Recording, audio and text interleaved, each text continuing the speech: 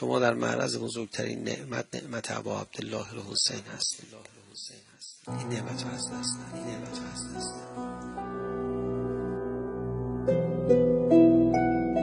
هی دور خیمه ابا عبدالله الحسینی محرمیه بگرد، هی به خودت بپیچ، بگو خدای من آخه چجوری باید از تو تشکر بکنم؟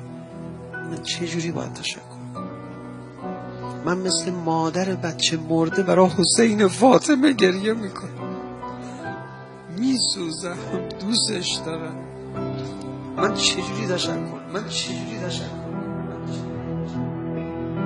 یه محرم 10 روز از خدا تشکر کن، یه بار سجده شکر به جا بیار، یه بار او خدای ممنونتم به من حسین